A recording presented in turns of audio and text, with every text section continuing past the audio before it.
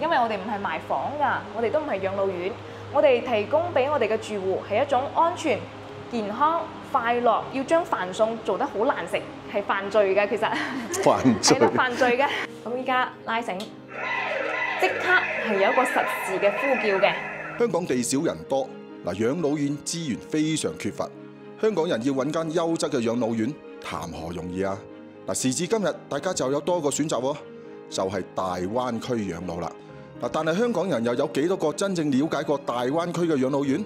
嗱，今次 V 家舉辦咗首個喺灣區養老院嘅分享會，仲請咗一間央企養老院嘅院長親自嚟到香港 V 家同大家分享。仲有我親自分享住過灣區養老院嘅感受，有問必答，馬上打電話預約啦！你係咪好想知道呢個園區啲配套係乜嘢呢？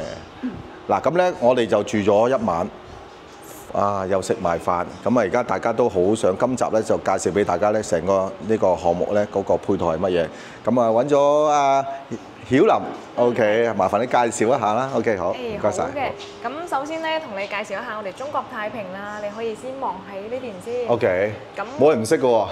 係啦，主要係睇住呢邊。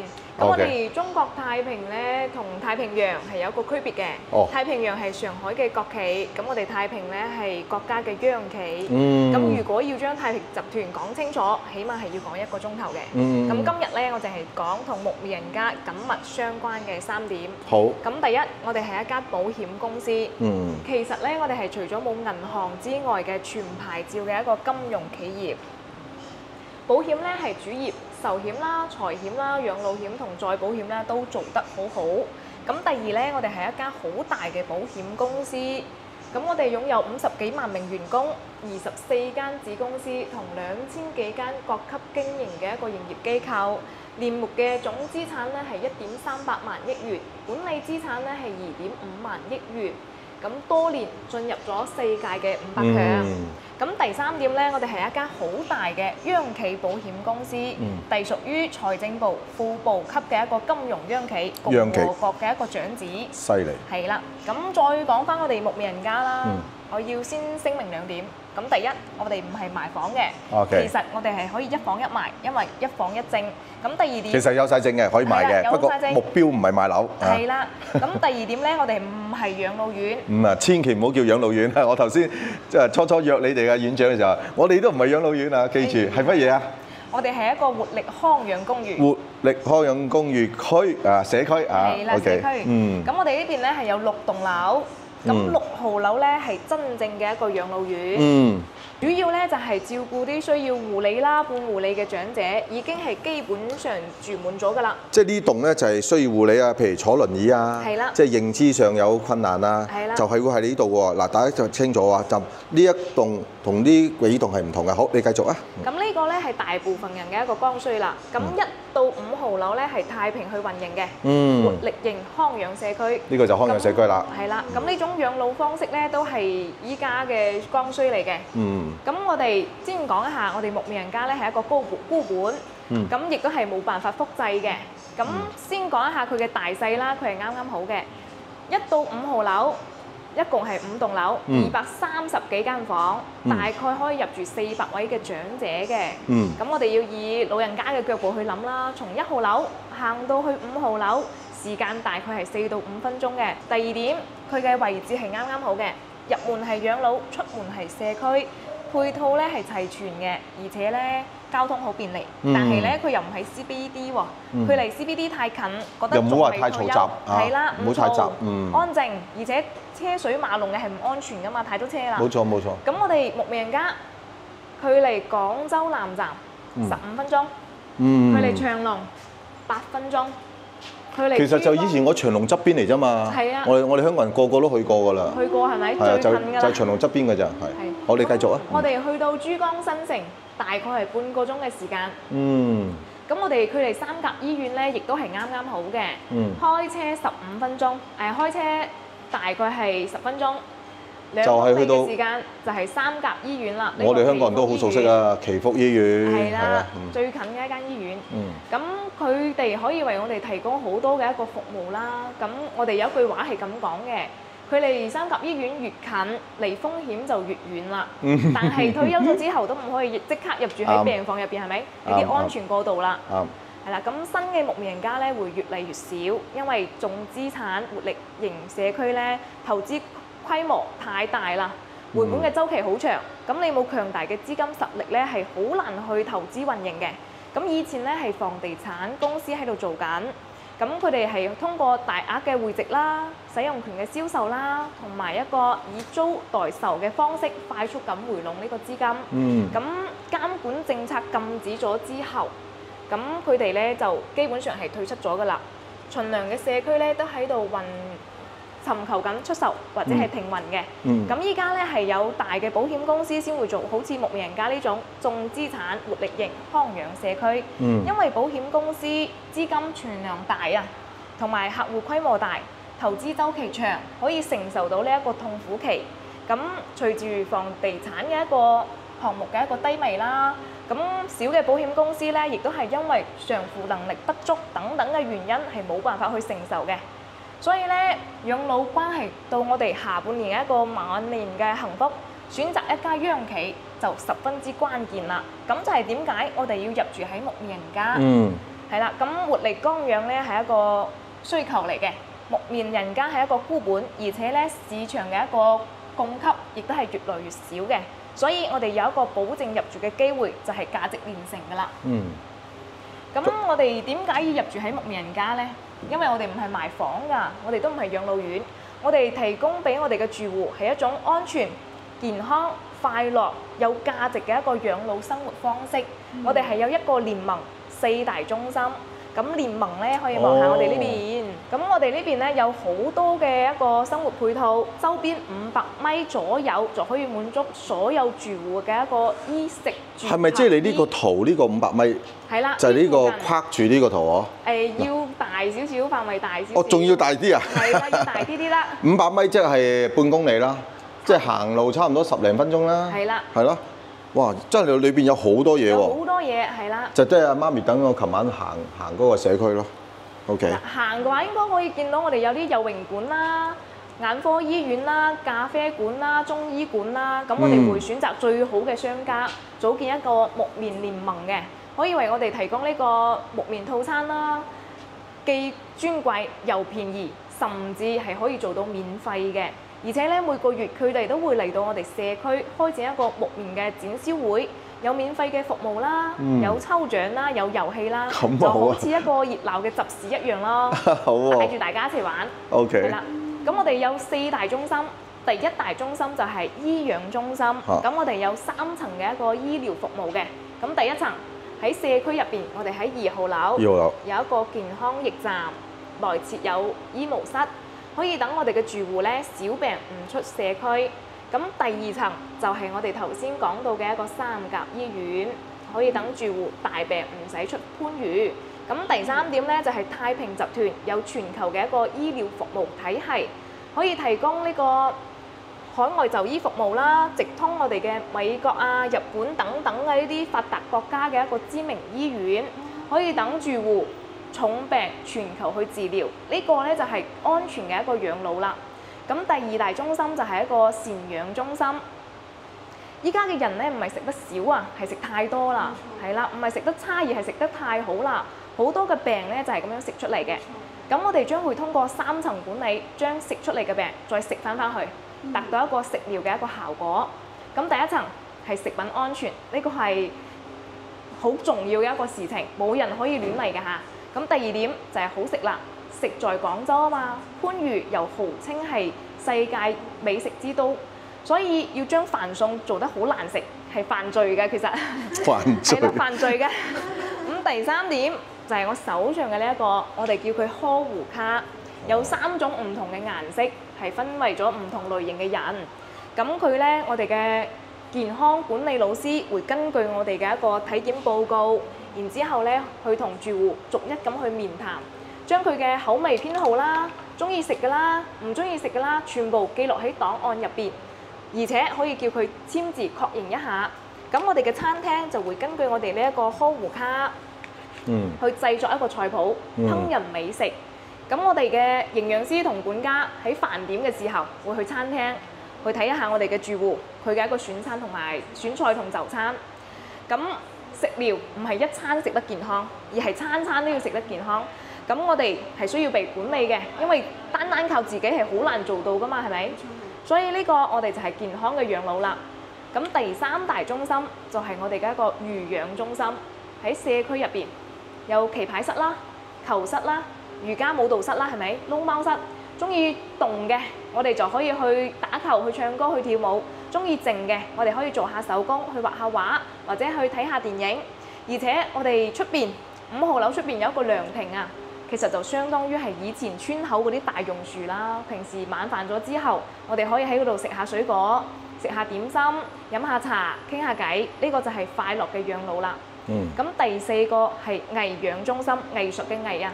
我哋社區入邊有攝影啦、書畫、唱歌同舞蹈。咁我攞攝影嚟舉一個例子，因為平時我哋都有影相發下朋友圈嘅一個習慣嘅，係咪？所以咧，我哋攝影都係有3個層次嘅。第一個，我哋會邀請攝影協會嘅大師過嚟，同我哋培訓一下，教下我哋嘅住戶點樣用手機去影出呢啲大片。然之後咧，帶住佢哋一齊出去影下建築啦，影下日落啦，影下日出啦。然之後翻嚟咗之後，揀我哋住戶最中意嘅一張相，放喺我哋展廳入邊展示一下，佢都可以發下朋友圈。咁第3點咧，會喺我哋廣州嘅最高樓K11喺嗰度舉辦一個影展，做一個義賣。到時咧，我哋嘅住戶着最靚嘅衫，然之後咧邀請我哋嘅親戚、朋友、屋企人一齊過嚟。然之後咧，我哋會邀請呢個記者全程咁報導，邀請企業家將佢嘅作品買走，並且以佢嘅名義去捐贈俾呢個慈善機構。我哋仲會計劃住出一本書，叫《木棉故事》，等有故事嘅叔叔阿姨每個人去寫一個章節，等佢嘅子孫後代去慢慢咁品味一下。咁呢個就係有價值嘅一個養老啦。最關鍵嘅一點係啊，呢個主角啊，大家觀眾啊，我第一次聽嘅。籌碼係啦，呢個好似籌碼咁嘅嘢，叫木棉貝嚇，貝殼個貝啊，貝好寶貝嘅貝，木棉貝。咁呢個只要我哋嘅住戶去參加我哋嘅活動，咁佢都會獲得一個唔同嘅木棉貝。你存到一定數量嘅時候，就可以兌換一下我哋嘅生活用品啦、牙膏、牙刷、紙巾啦，仲可以兌換一下我哋嘅有榮券、咖啡券、中醫券，係咪？即係同你嗰啲合作嘅公司一齊，就可以用呢啲嚟到換佢嗰啲消費券。冇錯。咁即係可以做到免費喎，如果咁講。係啦，可以做到免費嘅，所以我哋唔單止有呢啲公共場所，我哋仲可以做到一個免費嘅一個服務。幾好嘅諗法，即係只要佢勤去參與你嘅活動，佢就可以攞到免費嘅配套嘅券啊！真係好，真係呢個諗法非常好。係啦，咁所以我哋木棉人家係真正嘅公共空間最大、配套最齊全嘅一個活力型康養社區啦。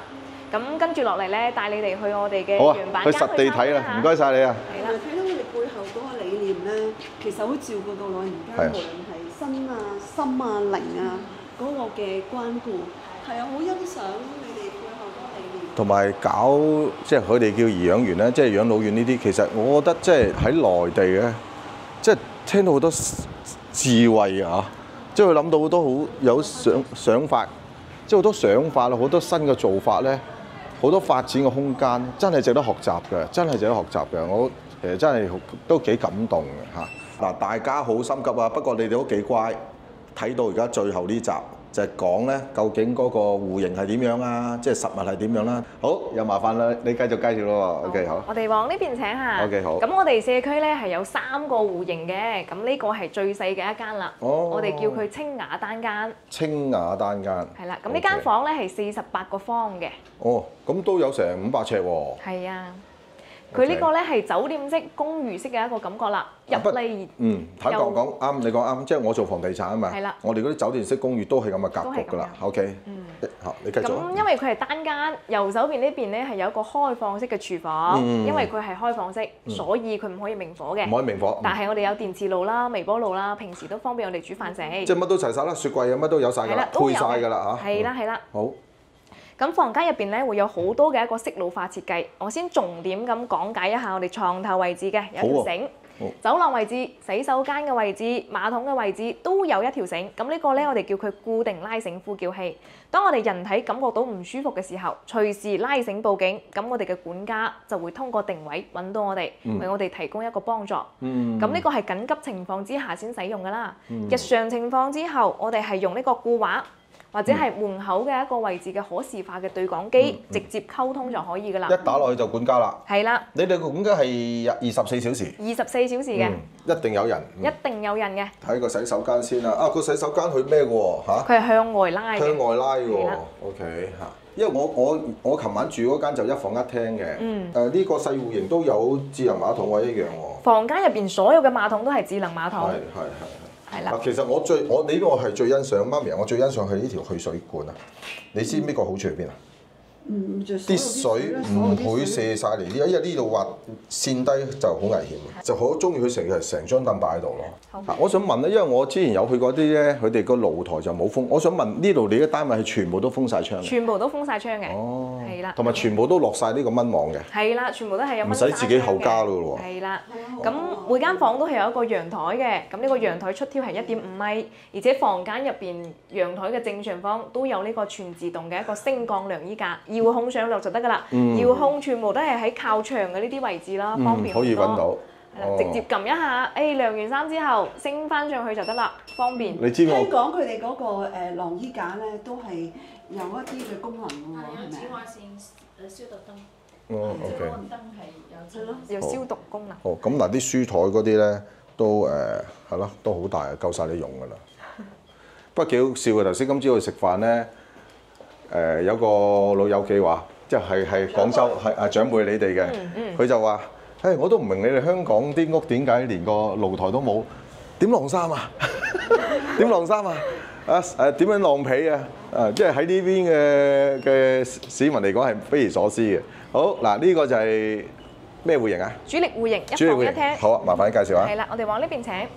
咁呢間房咧係85個方嘅，俾我哋嘅感覺咧係屋企一樣嘅。係啦。咁呢邊咧係有2個特色。第一個房間係可以通往陽台嘅，所以咧俾我哋嘅感覺係大啲啦。係好舒服啊！係好好嘅。因為我琴晚就住呢隻戶型啊，係真係房間有個門出陽台真係唔同嘅。係啦。同埋光猛好多咯。係咯。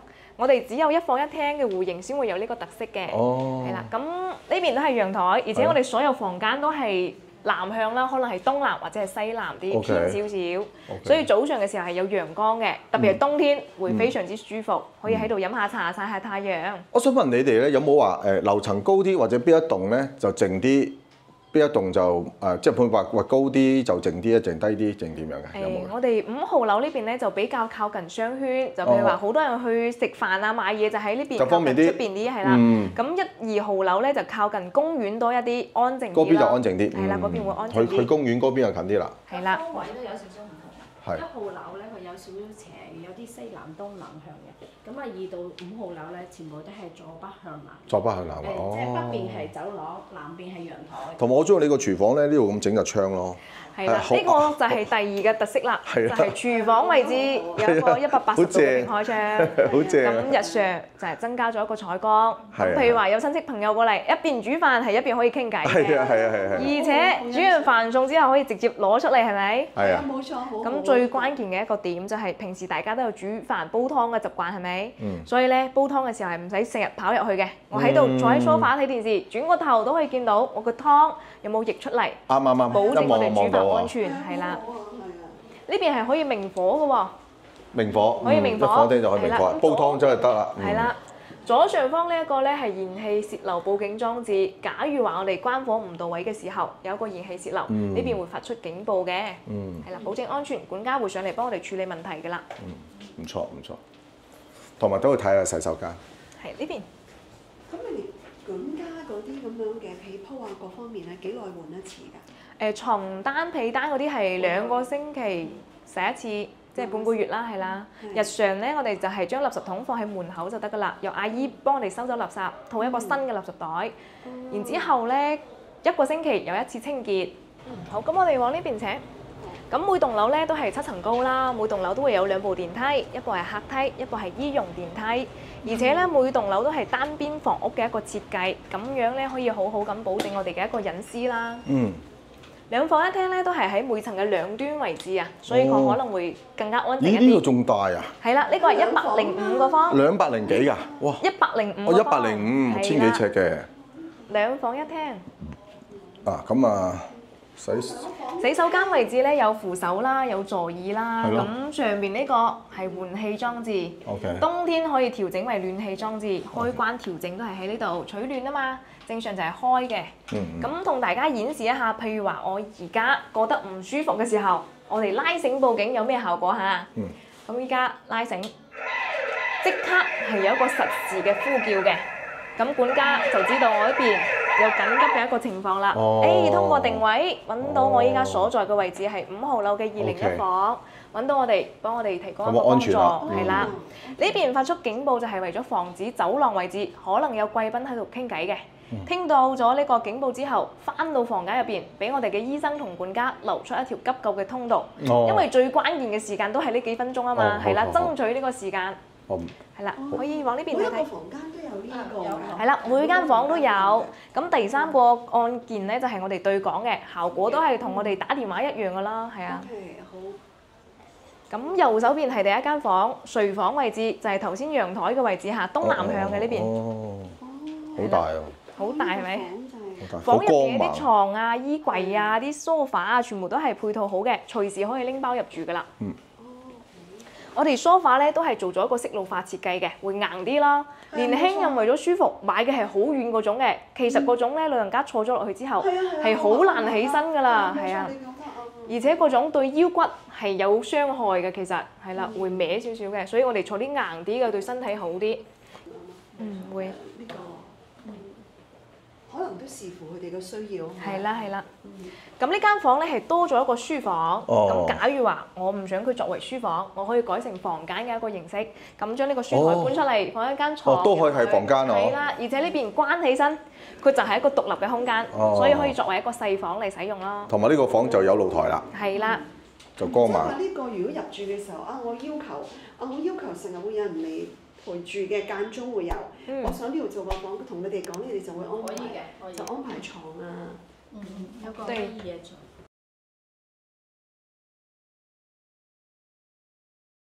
嗱，博士咧就走訪咗咧深圳5個香港人最中意過關嘅口岸，用我嘅經歷咧嚟做咗個大比拼喎。嗱，5個口岸為咗爭生意，互相大廝殺。